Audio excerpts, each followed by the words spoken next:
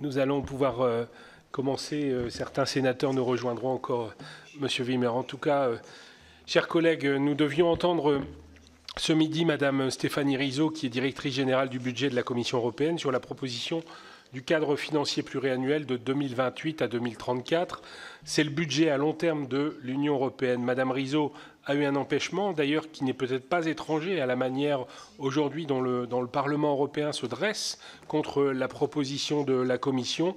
Et nous recevons donc Monsieur Wimmer, qui est directeur en charge de la simplification, de la mise en œuvre et de l'application au sein du secrétariat général de la Commission européenne. Je rappelle que cette audition est captée et diffusée sur le site internet du Sénat. La délégation de notre commission s'était rendue à la Commission européenne au mois de mai et nous avions eu l'occasion de vous rencontrer, Monsieur Wimmer, sur une audition d'ailleurs qui avait été très intéressante, très appréciée des sénateurs, à la fois par le niveau de votre intervention, mais aussi par les échanges qui étaient très productifs. J'espère que ce sera encore le cas aujourd'hui. Permettez-moi de vous préciser que nous ne serons pas moins exigeants avec vous que nous l'étions déjà avec Madame Rizzo dans des auditions précédentes et peut-être encore plus sur celle-là. Mais je veux aussi vous dire, et j'espère que vous pourrez porter le message, c'est que nous avons trop facilement des annulations, voire des modifications tardives d'audition qui viennent de la Commission.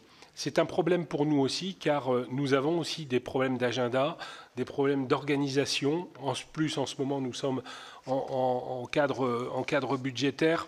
Donc, les sénateurs sont très pris et c'est toujours difficile pour un président de commission de remettre des échanges en permanence. Donc ça n'était pas la première fois et je pense qu'il y a une autre façon quand même de traiter les parlements nationaux. Vous n'êtes pas responsable, je le redis bien, mais j'espère que vous pourrez relayer ce message.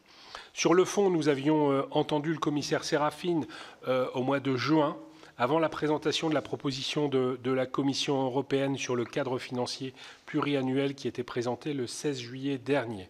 À l'initiative de nos collègues Christine Lavarde et Florence Blatrix-Contat qui va nous rejoindre, notre commission avait adopté un avis politique qui avait été adressé à la Commission européenne en amont de sa proposition. Vous connaissez donc nos positions générales de départ et vous savez qu'elles sont assez structurées parce qu'elles sont bien travaillées. En tout cas, nos deux rapporteurs, eux, sont très attachés à leur mission et je leur fais entière confiance. Les premières propositions de la Commission européenne pour le cadre financier pluriannuel 2028-2034 ont été présentées le 16 juillet, ont été complétées le 3 septembre. Au total, le paquet CFP contient un ensemble de 24 propositions de texte. Le CFP proposé par la Commission affiche près de 2 000 milliards d'euros d'engagement sur 7 ans. C'est en apparence une hausse importante des crédits puisque cela représenterait 1,26% du revenu national brut de l'ensemble des États de l'Union contre 1,13% pour l'actuel CFP hors Next Generation EU. La hausse est forte en euros courants et le budget est fixé une barre symbolique. Cette hausse est beaucoup plus mesurée si l'on raisonne en euros constants et si l'on neutralise le remboursement de l'instrument Next Generation EU. Encore faut-il toutefois le financer, alors que le débat politique concernant l'évolution des contributions nationales est inflammable dans de nombreux pays de l'Union, en particulier en France. Je le dis avec une certaine gravité, à quelques jours du débat que nous aurons sur le prélèvement sur recettes au profit de l'Union européenne pour l'année 2026. Par ailleurs, la Commission propose une révision en profondeur de l'architecture du budget qui serait désormais divisée en 4 piliers. Un premier pilier regrouperait la politique de cohésion et la politique agricole commune, serait mis en œuvre via des plans nationaux et régionaux. Un deuxième pilier serait consacré à la compétitivité et à la sécurité, avec la mise en place d'un fonds européen pour la compétitivité, un effort marqué sur les enjeux de la défense bien sûr, et un troisième pilier intitulé Europe globale serait dédié à l'action de l'Union dans le monde. Un quatrième pilier rassemblerait enfin les crédits qui sont destinés à l'administration. Cette proposition de nouvelle architecture se veut novatrice, plus flexible et doit permettre, selon la Commission européenne, de mieux s'adapter aux nouveaux enjeux qui peuvent apparaître en cours de période. Elle est, disons-le clairement, très contestée. très contesté au Parlement européen. Je souhaite, Monsieur Wimmer, que vous nous précisiez la manière dont la Commission analyse les prises de position du Parlement européen et entend y répondre, alors qu'elle est de fait sous pression et que les accrochages entre ces deux institutions de l'Union se font de plus en plus nombreux. Très contesté aussi en France et en particulier dans notre commission. Je laisserai tout à l'heure le soin à mes collègues, en particulier à nos rapporteurs, de vous interroger plus précisément, mais je dois vous dire d'entrée de jeu que les plans de partenariat national et régional qui suivraient la logique d'une facilité pour la reprise et la résilience fait l'objet de nombreuses critiques et ne passe pas bien. D'un côté, la Commission relève que les États membres auront plus de marge de manœuvre, laissant craindre au passage une forme de rationalisation des politiques traditionnelles et en particulier de la PAC. D'un autre côté, nous avons aussi le sentiment que la Commission européenne serait la grande bénéficiaire institutionnelle de la réforme proposée. Nous exprimons donc de fortes inquiétudes concernant la PAC et la politique de cohésion. Alors qu'elle représentait 62% du total du CFP 2021-2027, ces deux politiques ne pèsent plus que 44% du total des engagements identifiés dans la proposition CFP 2028-2034. En tant que représentant des collectivités territoriales, c'est la particularité du Sénat, nous sommes également particulièrement attentifs au rôle des régions dans la mise en œuvre de la politique de cohésion. Enfin, pour ne pas être trop long dans cette introduction, je souhaite que vous évoquiez les propositions de la Commission concernant les nouvelles ressources propres qui doivent permettre de financer les nouvelles priorités, comme la compétitivité et la défense, mais aussi d'assurer le remboursement de l'emprunt contracté pour financer Next Generation EU. Si un accord n'est pas trouvé dans ce domaine, les contributions nationales augmenteront de manière très significative et je ne suis pas certain que dans les situations de certains États membres, ils y consentent. Monsieur Wimmer, je vous cède la parole, puis nous céderons la parole à nos deux rapporteurs sur les finances en particulier, puis j'ouvrirai le dialogue à nos collègues, sachant qu'à 15 heures, nous avons un exercice obligatoire au Sénat qui est les questions d'actualité au gouvernement. Monsieur le Président, je vous remercie d'abord pour cette invitation et aussi à titre liminaire du travail que vous faites, qui est extrêmement précieux dans ce contexte et dans d'autres. Et je voudrais aussi vous passer toutes nos excuses. Et comme vous l'avez dit dans votre introduction, nous sommes dans une période intense avec le Parlement européen et Stéphanie Rizzo, la directrice générale, est, comme vous pouvez le comprendre, très engagée dans ce travail qui sont vraiment des engagements d'une urgence importante. Je vais de mon côté, nous travaillons, je suis donc directeur, comme vous l'avez dit, au secrétariat général. Nous travaillons en étroite collaboration avec la DG Budget et je vais essayer de vous être aussi utile que possible dans le cadre de ces échanges. Je voudrais aussi dire à titre liminaire, en deuxième lieu, que nous sommes parfaitement conscients du contexte général, d'une part, de nos défis que nous affrontons en tant qu'Union européenne, en tant qu'État membre, aussi du contexte budgétaire qui est extrêmement difficile en France et aussi dans d'autres États membres. Et c'est la raison pour laquelle nous avons fait une proposition que nous voulons, dont nous pensons qu'elle est extrêmement responsable, qu'elle est très fortement met l'accent sur la notion de valeur ajoutée européenne et la qualité de la dépense. Et avec votre permission, je ferai une petite présentation et je vais donc essayer de partager cette présentation et mon écran avec vous pour exprimer, voilà. J'espère que vous voyez bien. Oui, c'est parti, on a l'écran partagé. Parfait. Donc, deux mots par rapport au contexte général. Je pense que la proposition qu'on a faite est très largement l'enseignement aussi de l'expérience qu'on a eue dans les dernières années. Si vous regardez les 5 dernières années, nous avons en tant qu'Union été confrontés avec une série de crises vraiment sans précédent. Et à chaque occasion, nous avons vu l'importance du budget de l'Union européenne. Et nous avons à chaque occasion dû répondre à une intervention, à une législation ad hoc. Et il est clair que pour une politique à long terme telle que l'est budget européen, il est très difficile de se fonder sur des solutions ad hoc. Donc, je pense qu'il n'y a pas besoin d'élaborer davantage sur toutes les évolutions qu'il y a eu, toutes les crises qu'on a eues et toutes les imprévus qui nous ont clairement montré aussi les limites de la structure et de notre budget que nous avons actuellement. Le budget actuel, il a été conçu pour un monde qui n'existe plus aujourd'hui et nous construisons un budget pour un monde que nous ne connaissons pas totalement, que nous ne connaissons pas. Nous regardons une période de 28 à 34. Donc, c'est dans 10 ans de maintenant, le monde sera très différent dans 10 ans. Et là, une des conclusions qu'on tire de l'expérience récente, c'est qu'il y aura des imprévus, il y aura des développements qu'on ne connaît pas à ce stade. Et nous devons mettre en place un cadre qui est suffisamment flexible et suffisamment réactif et qui tient compte justement de cette incertitude dont nous savons qu'elle existe et qu'elle sera présente.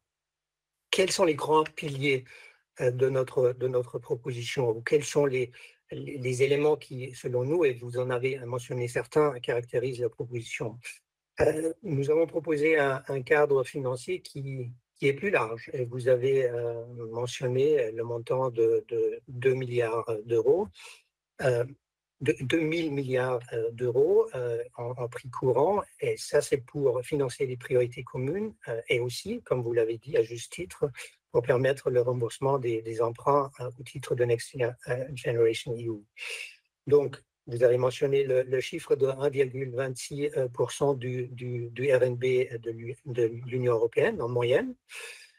Si vous déduisez, comme vous l'avez aussi dit à juste titre, les remboursements au titre de Next Generation EU, nous sommes à un niveau si quelqu'un si ça s'est piloté de chez vous, les diapos ne suivent pas votre discours. Je pense qu'on est déjà à la page 4.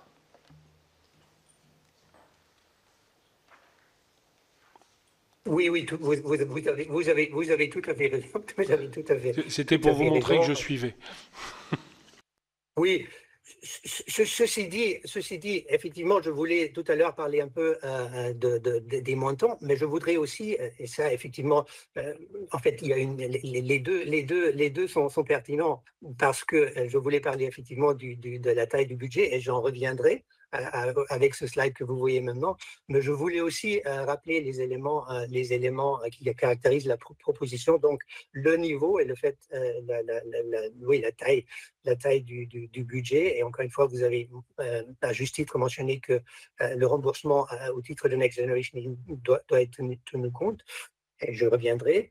Un autre élément, nous voulons un budget qui est plus efficace. Donc, plus efficace pour nous, ça veut dire plus intelligent, plus simple, plus flexible. Et on en a tiré un certain nombre de conclusions. On a proposé 16 programmes de financement au lieu de 52. Nous avons réduit le nombre de rubriques budgétaires, donc nous avons actuellement 4 au lieu de 7 pour aussi accroître davantage cette flexibilité. Et ces changements, d'une part, créent une flexibilité supplémentaire, mais aussi réduisent, selon nous, selon notre souhait, la charge qui pèse sur les bénéficiaires en termes de clarté, quels fonds sont responsables pourquoi et comment on peut accéder des fonds. Donc, une simplification très importante. Et nous avons aussi mis sur la table un budget plus focalisé pour, en fait, en mettant l'accent sur les priorités et des projets qui sont importants, qui présentent une très grande valeur ajoutée européenne, que ce soit des infrastructures transfrontalières, des innovations. Nous avons aussi, et je crois savoir que c'est important aussi pour nous en France, un objectif de 35% du budget qui sera dédié au financement des projets qui sont liés au climat et à l'environnement.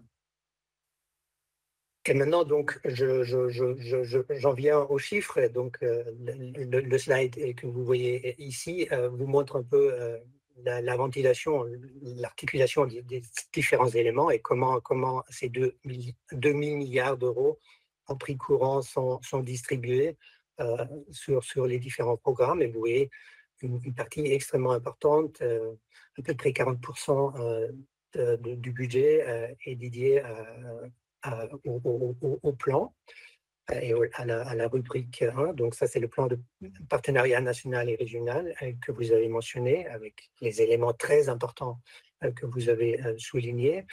Nous avons 409 milliards, donc 21%, qui sont dédiés au Fonds européen pour la compétitivité. Ça comprend aussi, en fait, au sens plus large, donc ça comprend aussi Horizon Europe, Horizon Europe, qui est bien évidemment extrêmement important pour la recherche et pour l'innovation et pour avoir une approche intégrée par rapport au financement tout au long du cycle de l'investissement, commençant avec la recherche et allant vers le déploiement, vers l'industrie, les différentes phases, le start-up, scale-up, etc. Maintenant, pour comparer la taille de manière un peu globale, donc on a tous les deux parlé de 1,26% du RNB, 1,15% pour financer des priorités communes. Donc, vous voyez, la partie en jaune, ça représente les remboursements Next Generation EU. Et si vous regardez le financement pour les priorités communes, donc la partie en bleu, vous voyez qu'on n'est pas très, très différent, plus ambitieux, mais quand même dans un ordre de grandeur qui est comparable au budget actuel.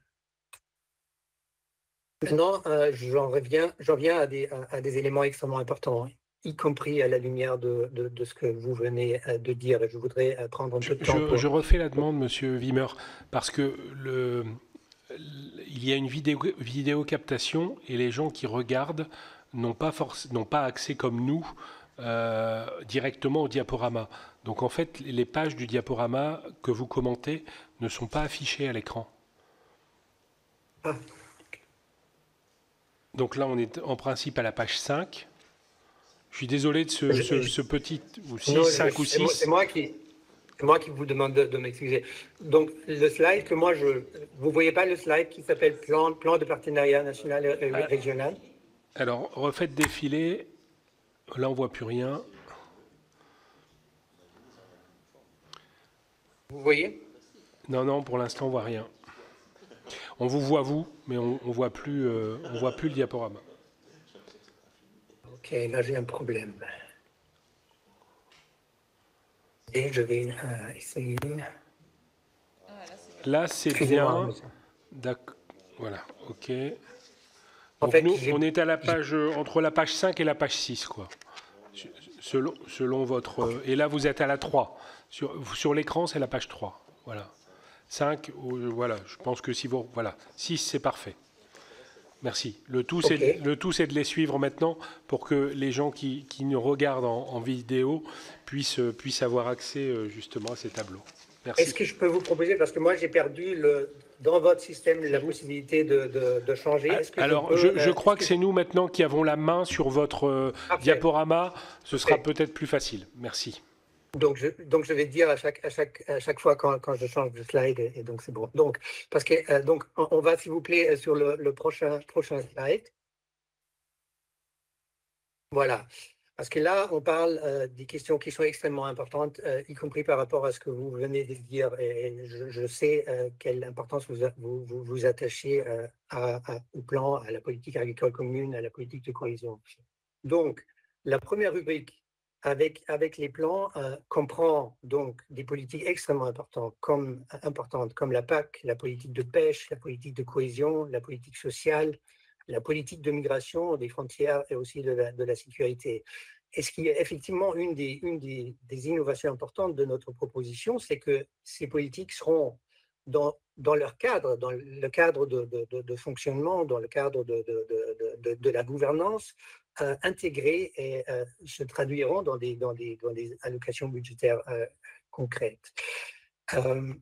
Nous avons aussi d'ailleurs déjà publié au début avec notre proposition les allocations nationales totales au titre de ces plans. Donc nous avons un niveau de transparence inégalé et il y a déjà une clarté en amont et intégrée couvrant tous les éléments par rapport aux recettes des uns et des autres. Et selon notre proposition, la France, elle percevrait 90,1 milliards d'euros en prix courant pour la période au titre des plans et du partenariat. Et si on compare ça avec les montants actuels, dans la période actuelle, le montant de la France s'élève à 84,9 milliards d'euros. Et donc, ça couvre les montants pour le développement régional, la cohésion, la politique agricole et maritime, le Fonds social européen, l'asile, migration, contrôle des frontières et aussi le Fonds pour la sécurité intérieure. Donc, ça, ce sont les éléments qui sont repris dans le plan et vous voyez en prix courant une augmentation par rapport à l'allocation actuelle pour la période actuelle. Si on change le slide, et là encore une fois, quelques éléments extrêmement importants par rapport à ce que vous venez de dire. Parce que donc, il est désormais, sur la base de notre proposition, en fait, la France, ses régions, ces autorités auront davantage de possibilités de choisir comment exactement répartir ces 90 milliards d'euros pour répondre aux besoins des territoires, répondre à l'évolution de leurs besoins pendant aussi la période du cadre financier.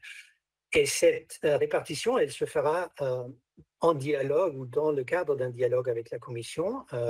Et ça, c'est aussi très important dans le contexte d'un cadre réglementaire qui est contraignant et qui met en place un certain nombre de garanties pour certains domaines. Et je sais que ça, c'est très important. Par exemple, et de manière importante, chaque État membre devra allouer une enveloppe minimale garantie à la PAC. Qu'est-ce que ça veut dire? Ça veut dire que la France ne pourra pas de cette enveloppe allouer moins que de 51 milliards d'euros à la PAC, mais la France est tout à fait libre d'aller au-delà et de mobiliser d'autres éléments du fonds et aussi de prévoir des financements qui ont des doubles objectifs ou qui bénéficient des synergies qui ne sont pas réalisables dans le système actuel. Nous avons également un montant minimal pour des régions les moins développées. En l'occurrence pour la France, un montant de 3,7 milliards. Et encore une fois, la France aura bien sûr la possibilité de rehausser ces montants en fonction des besoins qui sont constatés. Il y a d'autres éléments qui sont contraignants et qui sont à respecter. Les plans devront prévoir répondre à un objectif de dépenses de 14% en faveur du social, 43% en faveur du climat et de l'environnement, afin qu'on soit en mesure de rencontrer, de réussir l'objectif global en climat et en environnement. Et bien entendu aussi les financements qui sont prévus dans les plans, qui seront sans doute des plans ficelés intelligemment, pourront combiner aussi des financements pour des multiples objectifs. Et au-delà de tout ça, il y a aussi une possibilité qu'on a créée dans le cadre de l'instrument, avec un instrument qu'on appelle Catalyst Europe, pour solliciter des prêts pour financer des mesures supplémentaires, des prêts pour financer des mesures supplémentaires si vous le souhaitez.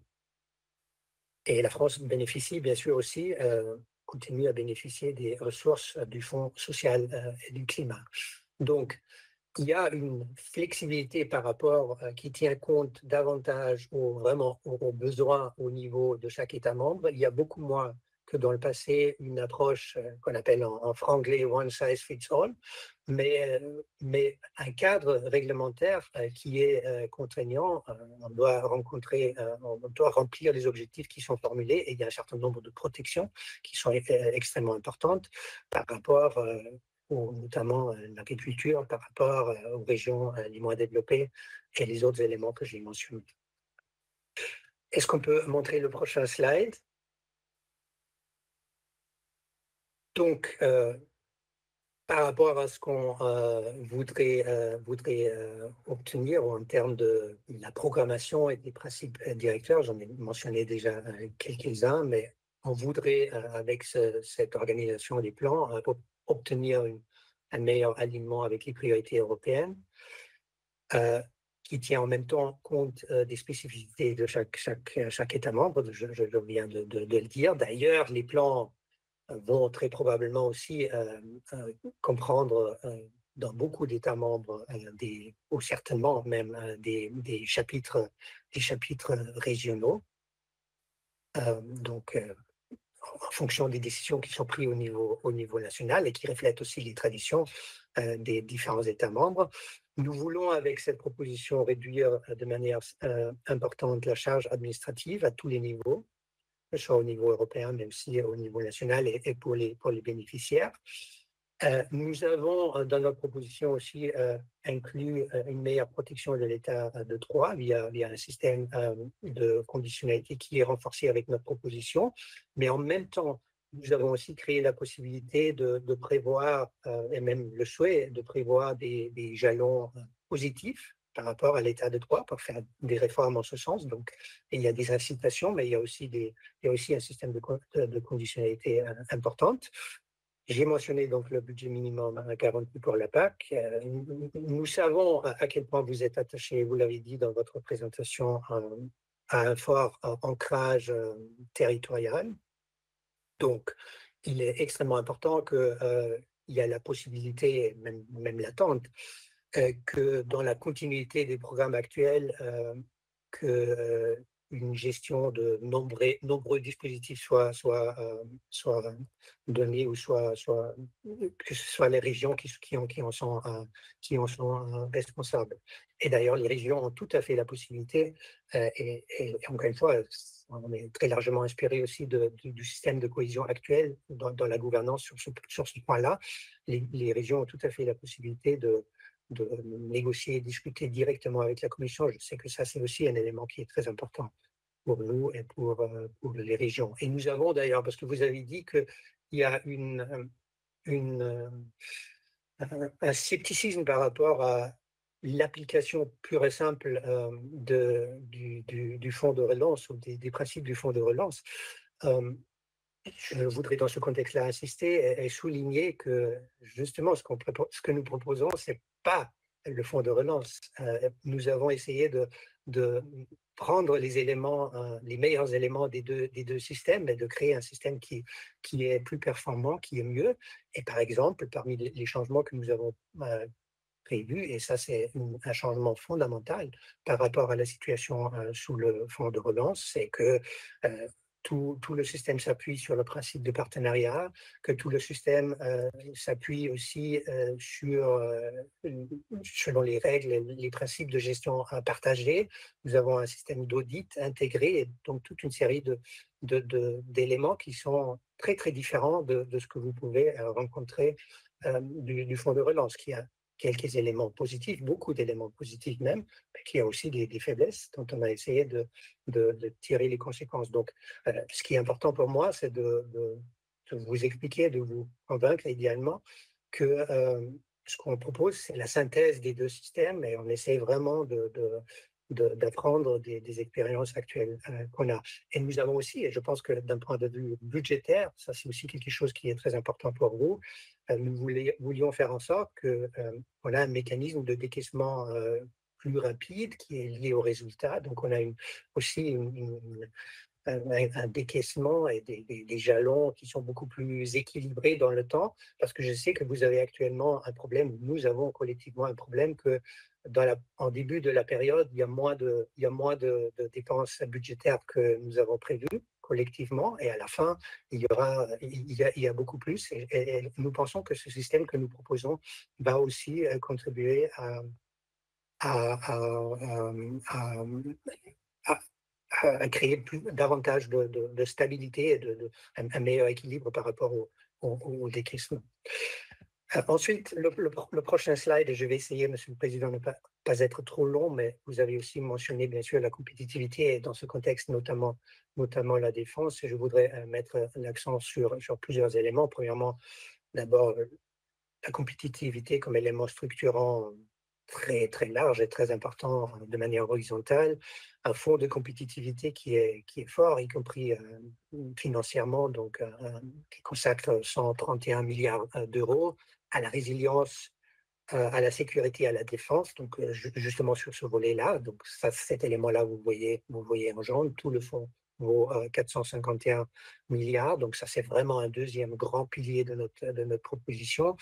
Et si vous regardez juste, par exemple, les dépenses par rapport à la défense, et en France, c'est important, et dans le contexte actuel, c'est important, vous allez constater que les montants qui sont prévus sont environ 10 fois le montant actuel qu'on a dans le budget avec le Fonds européen, en fait, du Fonds européen de défense. Et notamment aussi, on consolide tous les petits programmes qui existent et qui se sont ajoutés à la lumière des urgences de la situation internationale. Donc, on a un système beaucoup plus fort, beaucoup plus cohérent, beaucoup plus consolidé par rapport à la défense. Le prochain slide voilà, sur l'industrie de défense, je voudrais aussi mentionner, au-delà du fonds de compétitivité, du volet très fort par rapport à la défense, qu'il y a d'autres programmes aussi qui contribuent très fortement à cet objectif-là. Donc, vraiment, quasiment toute la palette de nos programmes ont des possibilités pour investir dans la défense. C'est notamment le cas, par exemple, du mécanisme pour l'interconnexion en Europe, dont vous savez qu'une partie euh, est prévue pour la mobilité militaire. Et si vous regardez juste ce montant-là, ce qu'on a proposé, ce qui est mis sur la table, c'est 10 fois le montant qui existe actuellement pour la période. Et il y a aussi des exemples, par exemple, où, par exemple, au titre de la mobilité militaire, des entreprises françaises très connues, donc, je ne veux maintenant pas mentionner le nom, aussi contribuent, bénéficient des marchés qui sont à ce titre dans d'autres États membres. Donc, il y a des bénéfices indirects énormes, directs et indirects énormes par rapport à ce montant là aussi. La plupart des montants pour les plans peuvent aussi tout à fait être utilisés pour des investissements dans l'industrie de défense.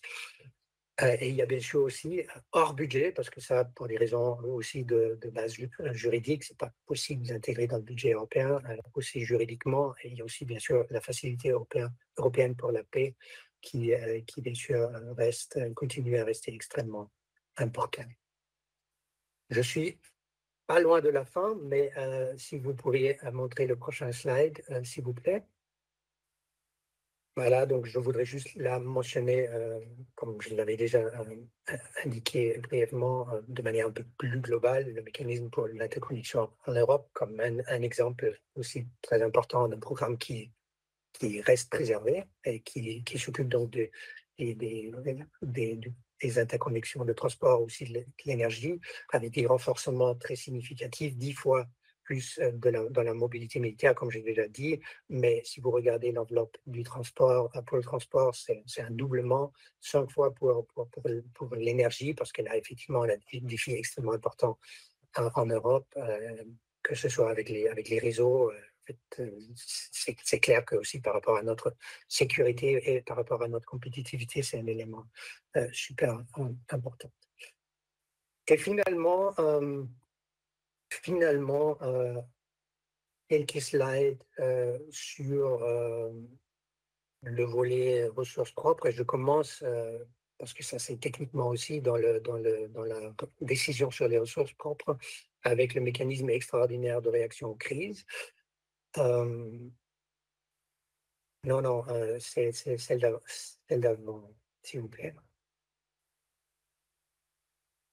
Voilà.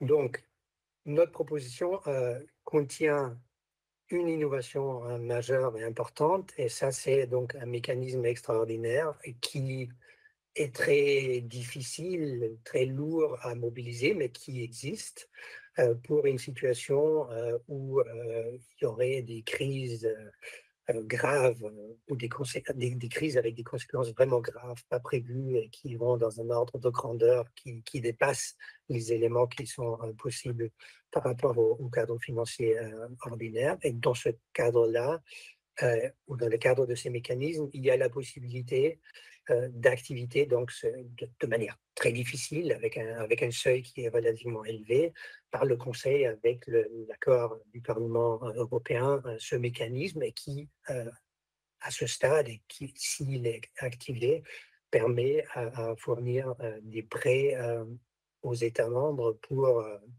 des prêts pour ces objectifs, pour les objectifs, pour gérer la crise afin de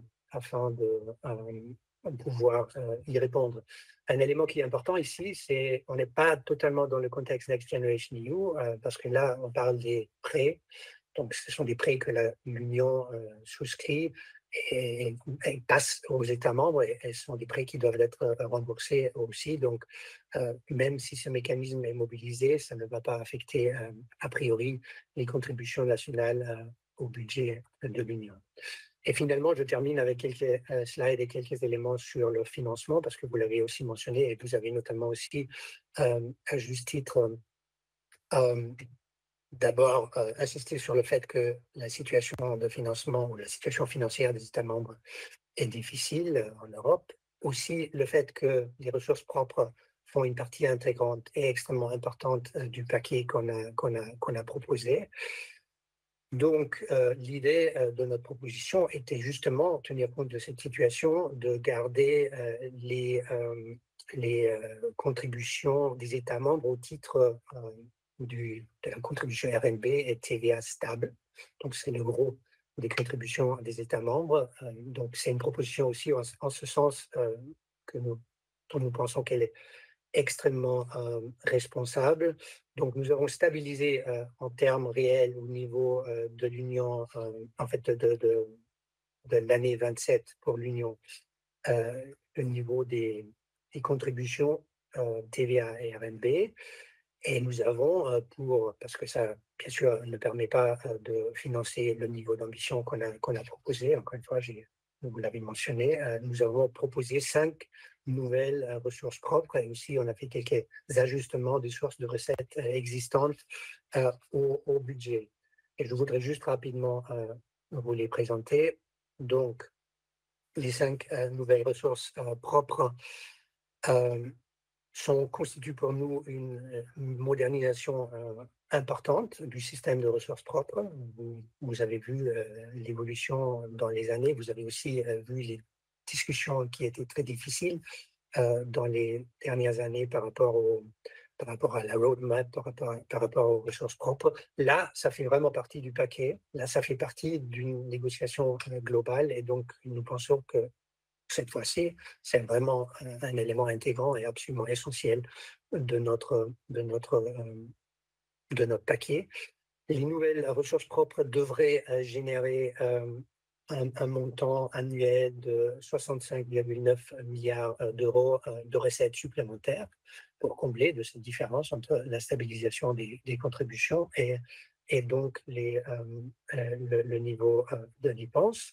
Et les 5 nouvelles ressources propres sont d'une part une ressource qui est basée sur le système d'échange de quotas d'émissions. Donc ça, c'est quelque chose qui est relativement familier pour vous. Donc 30% des recettes, en fait, c'était aussi déjà à un certain degré sur la table. Et donc là, une ressource importante avec un potentiel de ressources de 10,8 milliards d'euros chaque année. Deuxièmement, une ressource qui est basée sur des montants plus limités, mais qui est basée sur le mécanisme d'ajustement carbone aux frontières, Donc là, par contre, on prendrait 75% des recettes qui iraient au budget européen. Ça nous amènerait à un niveau de 1,5 milliard d'euros. Troisièmement, une ressource qui est tout à fait nouvelle, qui est fondée sur les déchets électroniques non collectés, avec un taux d'appel de 2 euros par kilo. Donc, bon, ça, c'est très, très technique, mais essentiellement, ce qu'on s'attend de cette nouvelle ressource sont des montants quand même importants, considérables, 16,9 milliards d'euros chaque année.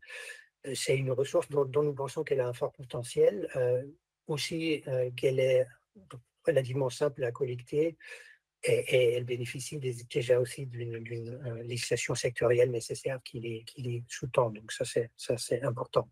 Et les deux derniers, c'est donc une ressource d'accise sur le tabac avec un taux d'appel de 15%, et ce qui nous emmènerait à 12,6 milliards d'euros chaque année. Et finalement, et ça c'est peut-être la ressource un peu plus très en discussion, je dirais, une ressource qui provient des grandes entreprises sous forme d'une contribution forfaitaire annuelle.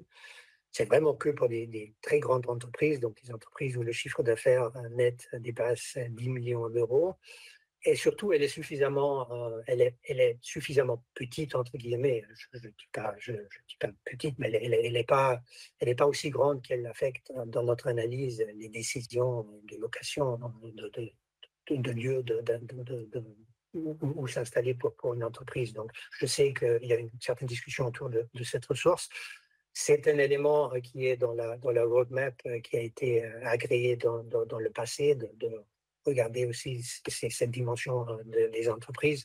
Et donc, ça fait partie du paquet avec un niveau de revenu d'environ 7,6 milliards d'euros qui sont attendus chaque année. Nous avons, parce que vous l'avez mentionné aussi, je crois, je ne me souviens pas, mais nous n'avons pas, et ça c'est un point important aussi d'un point de vue de la France, je pense, de notre proposition, nous n'avons pas proposé des mécanismes de correction au niveau du financement.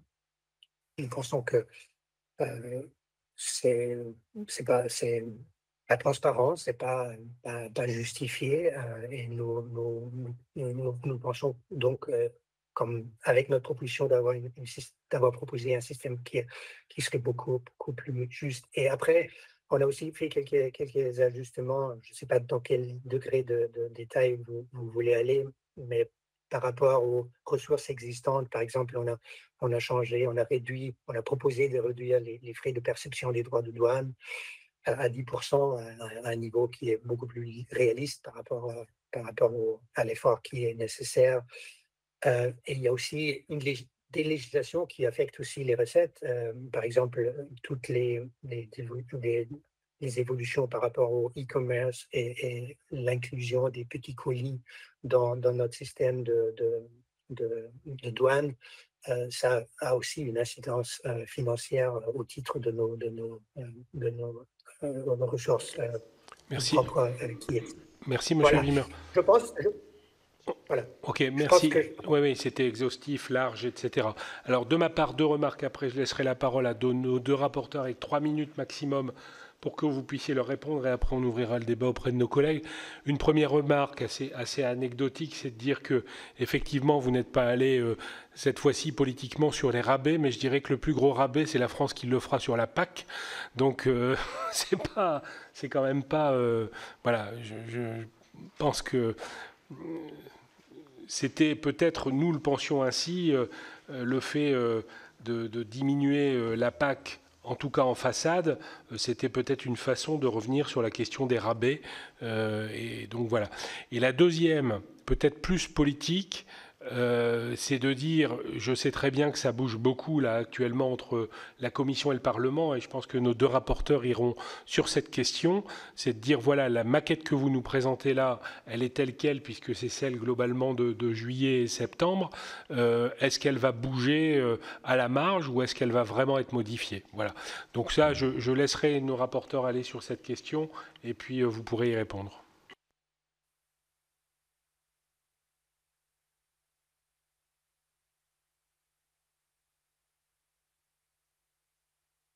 Donc Madame Blatrix-Contat. Merci, Monsieur le Président. Merci à vous pour votre présentation. Donc, dire en préambule que je partage beaucoup de doutes et d'interrogations du Président sur la rubrique 1, avec notamment l'abaissement de la PAC, des fonds de cohésion, et nous sommes particulièrement inquiets au Sénat pour les RUP. Peut-être une remarque en préambule sur cette rubrique. Vous avez omis d'indiquer que le remboursement de Next Generation EU y figure et obligera sans doute les États à faire des arbitrages entre la PAC et la cohésion. D'autant que j'ai remarqué dans votre diaporama qu'il y avait un minimum pour les régions les moins développées, mais pas de minimum pour les autres.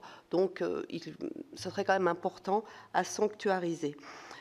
Nous avons également des interrogations sur ces questions de réforme, sur le contenu des réformes, cibles, jalons, qui seraient retenus pour le déboursement des fonds. À quel niveau est-ce qu'elles seraient décidées? Est-ce que ce serait au niveau de la Commission? Auquel cas, ce serait pour le coup un problème démocratique. Et je ne sais pas si Christine, tu y reviendras, mais le Président l'a évoqué, en effet, comment la Commission appréhende la position du Parlement européen, justement relative à cette question de cette rubrique 1 et de cette renationalisation, finalement, des fonds européens qui dénaturent l'essence même de ce qu'ils ont pu toujours être. Peut-être juste une question pour être plus précise, pour aller sur le Fonds européen de compétitivité. Donc ce fonds rassemble 14 programmes existants. Leur montant est en forte hausse et répond aux enjeux soulevés par Mario Draghi, même si les propositions de Mario Draghi étaient beaucoup plus élevées et surtout à réaliser dans un temps beaucoup plus court. Je souhaiterais vous interroger sur deux points. Tout d'abord, le principe de la préférence européenne qui est défendu de longue date par la France. Est-ce que ce principe a force obligatoire dans la proposition? En d'autres termes, est-ce que les financements de ce fonds seront prioritairement accordés à des entreprises européennes en s'assurant bien qu'il n'y ait pas de dépendance à l'égard de pays tiers? Et autre question, sur le critère d'excellence. Donc, le critère d'excellence doit en principe s'appliquer pour la sélection des projets, mais plusieurs États membres réclament également un critère géographique pour s'assurer que les petits pays bénéficient également de ces fonds. Donc, le risque est celui d'un éparpillement des crédits au détriment de la constitution de champions européens. Donc, quel équilibre la Commission propose-t-elle pour concilier ces deux exigences qui peuvent paraître contradictoires? Je vous remercie. Merci Florent. Je passe la parole à Christine Lavarde. Merci Monsieur le Président, merci Monsieur pour votre présentation. Pour revenir très rapidement sur la question effectivement de l'emprunt européen et de la transparence qui est nécessaire sur le fait d'exposer les coûts liés à son remboursement, au-delà de la Commission des Affaires européennes du Sénat, c'est un sujet sur lequel la Commission des Finances a produit un rapport qui a été adopté à l'unanimité. Donc voilà, c'est un point qui est quand même un peu manquant même dans ce que vous venez de nous présenter cet après-midi et qui pourtant pèse très lourd sur les prochaines politiques publiques qui pourront être mises en œuvre au niveau de l'Union, surtout si on s'intéresse à la question des ressources propres, qui est l'autre volet du financement avec les contributions des États membres, dont on voit bien qu'on atteint quand même un niveau de limite sur ce que les États membres sont prêts à faire, notamment si on regarde ce qui se passe dans différents pays au-delà de la France. Et sur ces ressources propres, voilà, on avoue qu'on a un certain nombre d'interrogations. Par exemple, la ressource core, donc qui est le mécanisme de taxation d'une entreprise, ce qui déjà reviendrait à créer un impôt européen qui aujourd'hui n'existe pas. Pour la première fois, on aurait un impôt à l'échelle de l'Union sur les entreprises. La Commission en espère un rendement assez élevé, et pourtant l'Allemagne, par exemple, a déjà fait part d'une certaine réticence qu'est-ce que vous pouvez nous répondre et surtout comment est-ce que vous avez estimé ces rendements de ressources. Vous avez évoqué à l'instant la ressource sur le tabac. Comment vous allez articuler cette nouvelle ressource européenne avec la fiscalité déjà forte qui existe dans les États membres? Par exemple, si on pense au tabac, à un moment, on arrivera à une limite du consentement à payer l'impôt, quelle que soit sa forme, par les consommateurs de tabac. Vous avez évoqué la question des petits colis. Là aussi, on voit bien qu'effectivement, quand on a reçu le commissaire Séjourné, il nous a bien expliqué que c'était une volonté de l'Union de mettre en place cette taxe à l'échelle de l'Union, parce qu'on comprend bien que sinon la taxe nationale n'a pas d'intérêt. Enfin, la France va voter cette taxe dans l'attente de l'Union européenne, mais il suffit que les colis arrivent en Belgique, ils ne paieront pas de taxe et ensuite en camion, ils traverseront la frontière dans le marché libre et ils échapperont à la taxe nationale. Donc la réponse est bien européenne. Mais on a quand même compris que ce n'était pas demain, c'est-à-dire qu'on commençait par mettre en place le nouveau système douanier avant de mettre en place cette taxe. Donc est-ce qu'il n'y a pas matière à pouvoir accélérer plus rapidement? Et pour revenir sur les ressources propres qui envoient des signaux environnementaux, je pense à la taxe ressources propres plastique qui existe aujourd'hui et à la ressource propre e-déchets que vous voulez mettre en place demain.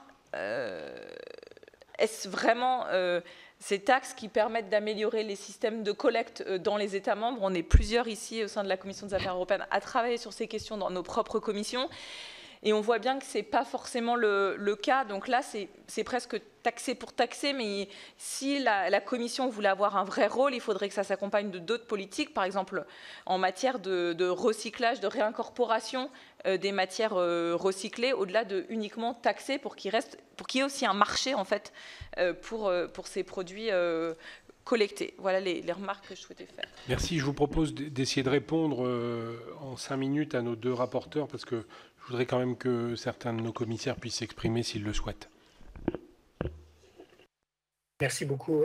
Et je vais essayer de faire mon mieux. Je pense que vous avez, Monsieur le Président, vous-même parlé longuement de la PAC. Et là, pour moi, il est extrêmement important de souligner et d'insister sur le fait que, en rien, le caractère européen de cette politique, elle change. Elle est très importante. Il y a des fonds qui sont extrêmement protégés, notamment les paiements directs, notamment ce qui relève aux paysans individuels.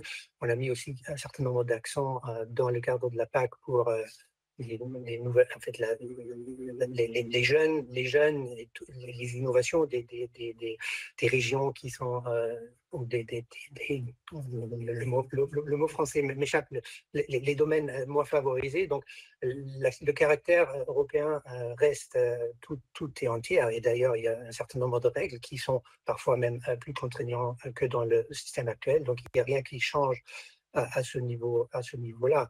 Bien sûr, il y a dans le cadre du plan, aussi par rapport aux objectifs, toute une série de choses qui sont importantes. Et on peut, bien sûr, on peut sanctuariser plein de choses, mais il faut également, et ça il faut préserver l'élément qui est clé, c'est justement d'offrir aux régions, aux États membres, la possibilité de tenir compte au mieux de leur propre situation. Et parce qu'il a été mentionné, comme par exemple qui propose les jalons, qui propose les objectifs, c'est les États membres, c'est les régions, c'est vous que venez avec vos propositions de plan et avec vos réformes et vos investissements que vous souhaitez faire. Il y a des exigences européennes et il y a une dimension européenne qui est extrêmement forte, c'est-à-dire les objectifs qui sont dans le règlement. Aussi, le besoin de les couvrir de manière équilibrée. Donc, la Commission y regardera, y veillera. Et il y a un dialogue avec la Commission. Et à la fin, il y a une décision du Conseil. Et ça, d'ailleurs, je voudrais insister dessus là aussi. Et si vous comparez avec la situation actuelle, ça renforce de manière significative le rôle des États membres, parce qu'actuellement, ces décisions sont prises au niveau de la Commission, dans la cohésion. Donc, il y a un dialogue très fort. Il y a les États membres et leurs régions qui sont dans dans le driving seat, si je peux me permettre de le dire ainsi, et il ne peut pas y avoir question de renationalisation ou même de centralisation de cette politique, parce que tout au contraire, le point de départ, c'est ce que vous proposez, et il y a donc après, il faut mettre ensemble les objectifs européens, une posture exigeante de la Commission par rapport à nos politiques et par rapport aux équilibres qui existent, avec les spécificités des États membres. Et encore une fois, il y a des possibilités d'aller au-delà, bien au-delà de ce qui est prévu, et notamment par rapport à la PAC. Il y a, je pense, un deal qui est extrêmement intéressant, qui est sur la table, parce que d'abord, il y a une sanctuarisation importante, il y a un rôle important à l'intérieur du plan, et en plus, il y a des possibilités de financement et de soutien qui n'existaient pas aujourd'hui. Vous avez parlé ensuite du remboursement de Next Generation EU, et je pense que vous avez abordé deux dimensions. D'une part, le fait que ce soit dans la même rubrique. Nous pensons que c'est logique, et c'est d'ailleurs aussi le conseil qu'on a de nos propres juristes, mais aussi de ceux du service juridique tout français. Il y a un lien quand même avec les financements des États membres, si vous regardez ce que le plan de relance a fait. Mais j'entends bien, et je pense que ça, l'intention, il n'y a aucune intention de rendre ces deux dimensions fungibles. Donc, je veux dire, je comprends bien qu'il y a un souci que la dimension du plan reste entière et qu'il n'y a pas une base communicante, et aussi la partie remboursement Next Generation EU, si jamais, par exemple, les taux d'intérêt seraient moins importants. Donc, je suis certain que au cours de la négociation et de la discussion, on peut tenir compte de cette situation. Ensuite, je pense que vous avez abordé la question du Parlement européen, qui est une question délicate, parce qu'il y a des discussions qui sont actuellement en cours.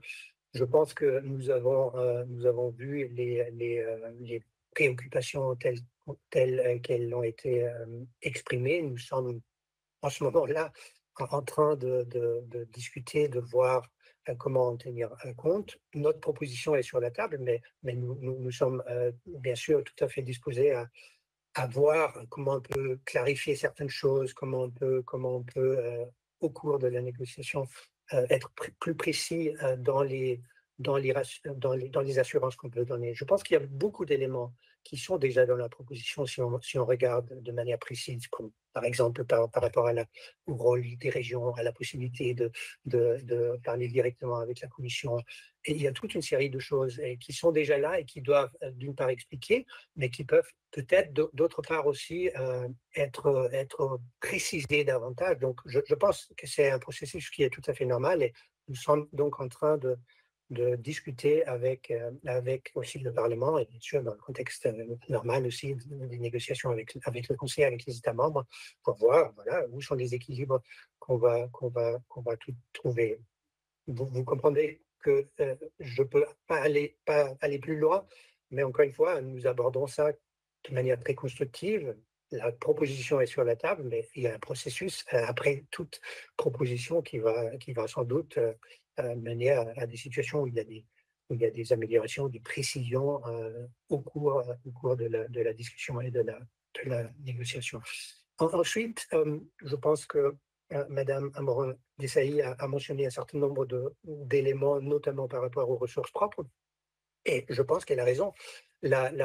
L'équilibre financier, il est compliqué, il est presque irrésoluble, parce que si on tient compte de Next Generation EU, soit on diminue le niveau d'ambition de nos politiques, ce qui serait probablement désastreux vu la situation dans laquelle nous sommes, vu les défis que nous affrontons, soit on augmente de manière extrêmement importante le niveau, ce qui pose un problème par rapport à votre exigence que vous notez à juste titre de garder un niveau de stabilité par rapport aux contributions des États membres, par rapport à ce qui est aussi possible dans un certain nombre d'États membres.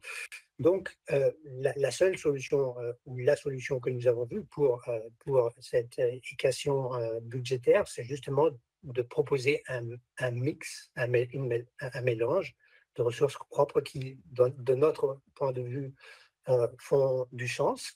Et bien sûr, parce que vous mentionnez qu'il y a des réticences par rapport à une telle ressource ou par rapport à une autre ressource, la position d'un État membre par rapport à une ressource propre particulière peut toujours être prévue si on compare avec le niveau de contribution normal sous le RNB. C'est pour ça qu'on doit voir ces choses-là dans l'ensemble. On parle d'un paquet. On parle d'un paquet des ressources propres, mais au-delà d'un paquet des ressources propres, on parle d'un paquet sur les dépenses et les ressources propres. Et il y aura des équilibres qui seront à trouver là, parce que sinon, on va pas s'en sortir. Et je pense qu'il y a des avis des uns et des autres par rapport à chaque élément individuel. À la fin, il faut trouver un équilibre d'ensemble. Et nous pensons que les propositions qu'on a faites essayer de trouver cet équilibre. Évidemment, il y aura des changements dans la négociation. Évidemment, ce qui sera à la fin sera un peu différent. Nous espérons que nous pouvons préserver la modernisation importante de notre budget, mais aussi, nous pensons que, vu la situation et vu les équilibres globaux, il est indispensable et même inévitable qu'il devrait y avoir des nouvelles ressources propres et nous espérons que ce sera très proche de ce qu'on a proposé. Et évidemment, on essaie aussi avec les ressources propres d'établir un lien politique avec les objectifs politiques. C'est pour ça, vous voyez ça pour le tabac, vous voyez ça aussi pour tout ce qui relève des ressources environnementales. Nous devons également, bien entendu, regarder qu'est-ce qui existe déjà, parce qu'effectivement, l'idée est que ces ressources propres soient dans la plupart des éléments nouveaux, parce que sinon, ça prend quelque chose qui existe déjà dans les États membres et ça ne change donc pas grand-chose. Donc, il y a des équilibres à trouver et je conçois tout à fait que ces équilibres sont difficiles à trouver, mais nous avons fait notre meilleur effort et nous voulons avoir un dialogue avec vous pour calibrer et pour faire en sorte que à la fin, nous aurons une modernisation importante, que nous aurons un budget au niveau de notre mission, mais aussi des équilibres en termes de financement, en termes d'équité parmi les différents États membres, parmi les politiques. Et cette discussion, elle doit avoir lieu et on est au début de cette discussion plutôt qu'à la fin. Alors, je n'aime pas brider la parole, mais je veux que vous puissiez aller vite, chers collègues. Donc, j'ai Didier Marie, Jacques Fernic. Les autres groupes, pour l'instant, ont décliné, mais c'est pour vous laisser le temps de répondre. Alors, soyez concis, concrets dans vos questions. Merci. Merci, Monsieur le Président. Merci, Monsieur le Directeur, pour votre présentation et vos efforts de pédagogie et de conviction. Cependant, toutes les inquiétudes n'ont pas été dissipées, loin s'en faut. Ma première porte, bien évidemment, sur l'ampleur du budget, qui est quasi identique à celui du CFP précédent, alors que les défis auxquels l'Europe est confrontée sont particulièrement importants. Et j'ai une inquiétude spécifique dans ce cadre, c'est la part réservée au climat. C'est aujourd'hui fondu dans différents dispositifs. Une part significative lui semble réservée. Cependant, j'ai le sentiment qu'elle est insuffisante par rapport aux besoins et surtout par rapport aux orientations qui sont prises actuellement par la Commission, qui revient sur toute une série d'aspects positifs du Green Deal. Deuxième question sur la renationalisation. Vous nous avez expliqué que les États membres avaient toute latitude pour faire des propositions, mais j'aimerais que vous reveniez sur le rôle des régions, car jusqu'à présent, les régions sont des interlocuteurs directs de l'Union européenne et cette renationalisation risque de mettre les régions sous la coupe des États membres. Sur la question de la conditionnalité des aides, moi je suis ravi qu'on puisse conditionner les aides de l'Union européenne au respect de l'état de droit. Encore faut-il que ça soit suivi, ce qui n'est pas le cas jusqu'à présent, ou pas suffisamment le cas jusqu'à présent, des mesures coercitives qui doivent l'accompagner.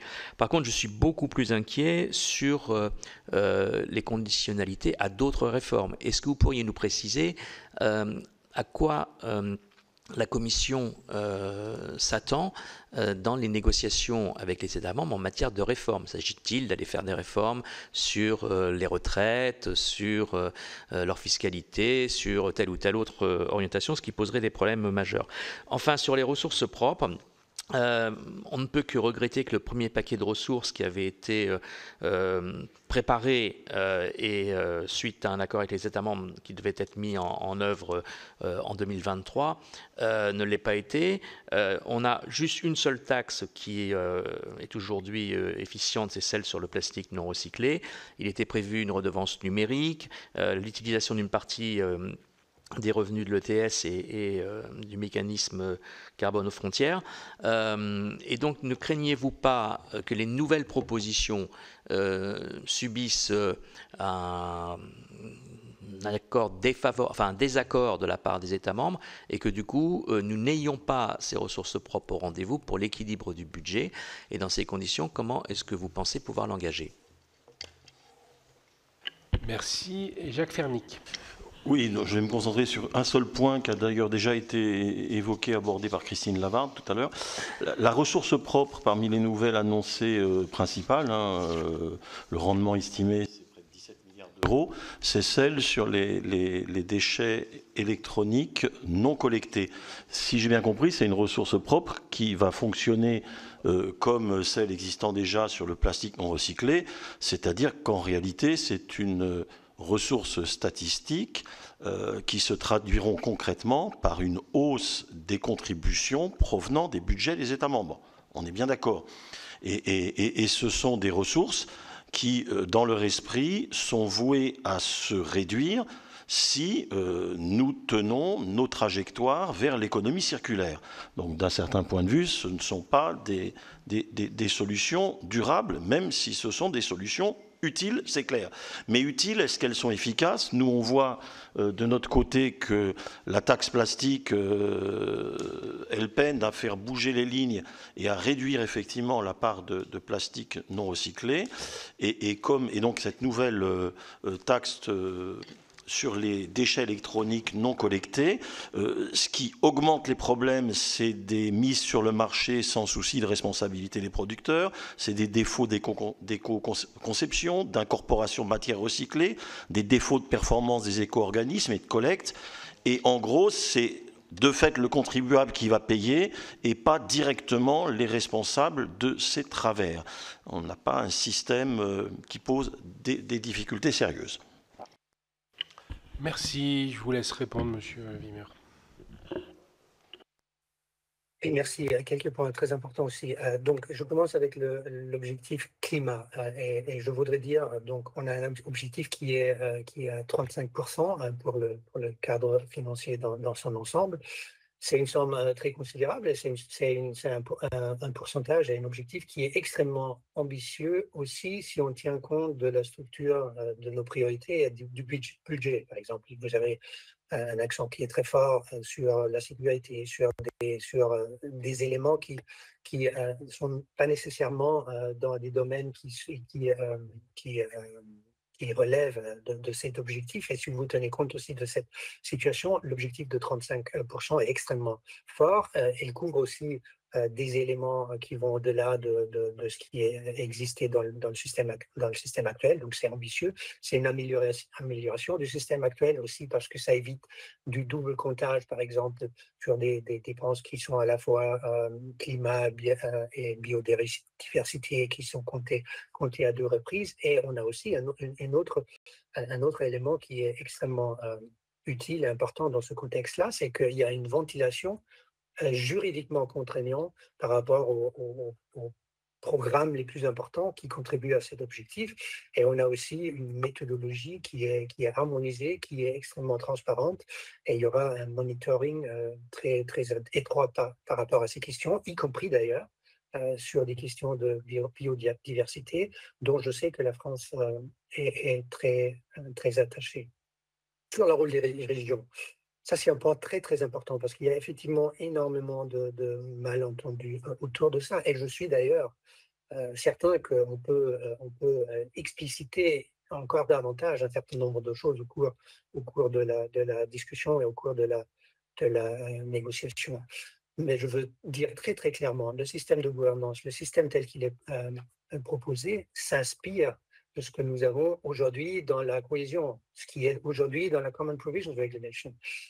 Les principes de partenariat, la gouvernance, l'organisation des autorités, les règles par rapport à ça, ce ne sont pas des règles du plan de relance, ce sont des règles qui viennent de la politique de la cohésion. Et il n'y a aucune raison qu'il y ait un changement par rapport à la situation des régions. Elles auront la même marge de manœuvre, elles auront les mêmes contacts directs avec la Commission. C'est déjà dit aujourd'hui dans le règlement. Je pense que de mémoire, c'est l'article 49, si je ne me trompe pas. Mais donc aujourd'hui, c'est fait par rapport à une référence aux entités qui ont la responsabilité de gérer. On peut sans doute être plus explicite par rapport à ces questions-là. Donc, il n'y a pas de changement par rapport à ça, et je sais que ça c'est important. Il y a aussi les plans Interreg et la coopération territoriale qui va être poursuivie, et il y a au-delà du système actuel qu'on a, et c'était aussi mentionné, y compris par rapport à la question d'après avec les autres réformes, il y a une garantie supplémentaire qui est dans le texte qu'on a proposé par rapport au cadre financier qui existe actuellement, et c'est que les États membres ont même une obligation juridique de faire en sorte de veiller à ce que les autorités de gestion régionales reçoivent des paiements, même si jamais il y avait un manquement ou un manque de progrès au niveau national. Et un autre élément, et là je viens à la question qui suivait, un peu en liaison avec l'état de droit, mais aussi par rapport aux autres réformes qui sont de différentes natures. Je suis totalement d'accord avec ça, parce que si on parle de l'état de droit, il y a plusieurs éléments, plusieurs volets. Il y a d'abord le règlement de conditionnalité qui, de toute façon, continuera à s'appliquer pour tout le budget. Il y a un deuxième volet de conditionnalité qui sont les conditionnalités horizontales par rapport au plan, où il y a qui sont plus agiles, qui aussi couvrent les conditionnalités par rapport à la charte et qui permettent un degré aussi de proportionnalité qui est très utile et importante, parce qu'effectivement, il faut faire le lien entre le problème et la conséquence qu'on tire de ce problème.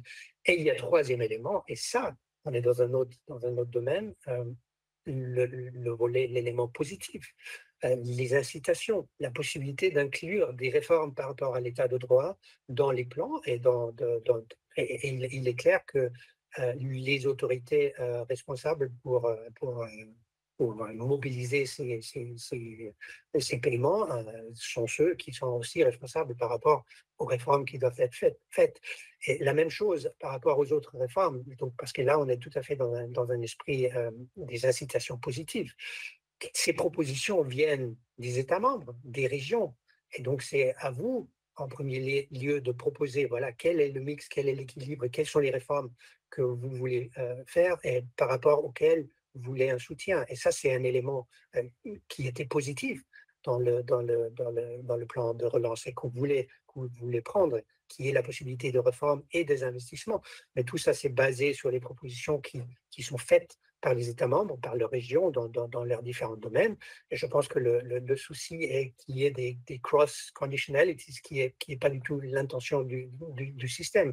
Donc, chaque niveau, chaque chapitre, chaque partie du plan proposera des réformes, proposera des objectifs par rapport à ces réformes, des jalons, et dès que ces jalons sont atteints, il y a paiement. Donc, je pense, je crois, j'espère que je peux vous rassurer assez largement sur ce plan-là.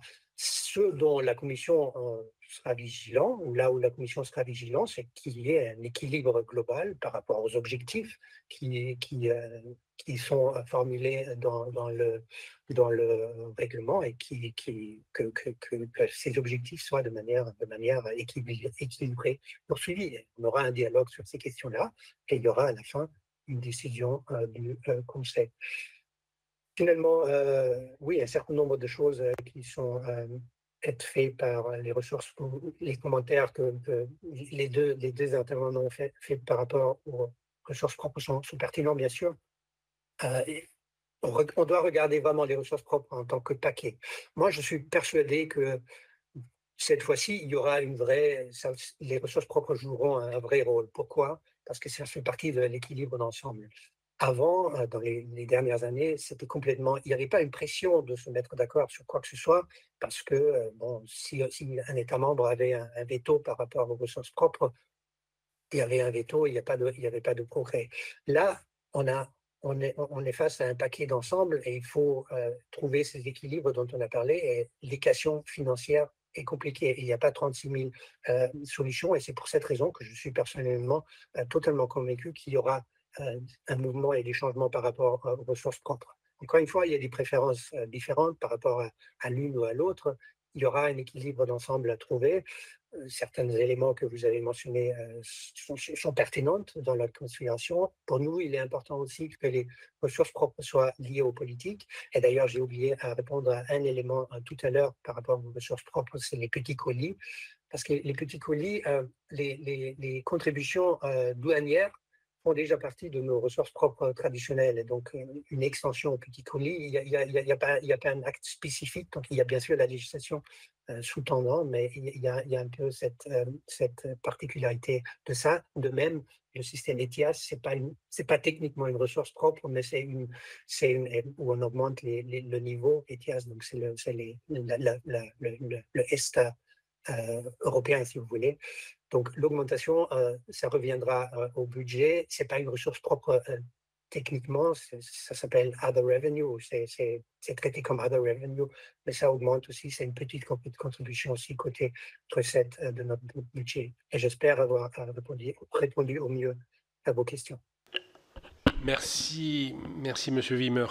Bien, donc là, je dirais, on est à une forme d'étape. On se reverra peut-être si on voit les discussions s'accélérer. En tout cas, nous, on va suivre l'actualité de près, quitte à peut-être se revoir ou à Bruxelles ou ici si c'était nécessaire. Mais je pense que je vous solliciterai plus vite que de raison. Merci en tout cas à vous. Merci de votre temps et d'avoir au pied levé remplacé Stéphanie Rizzo. Bonne journée. Merci pour l'invitation. Merci. Merci.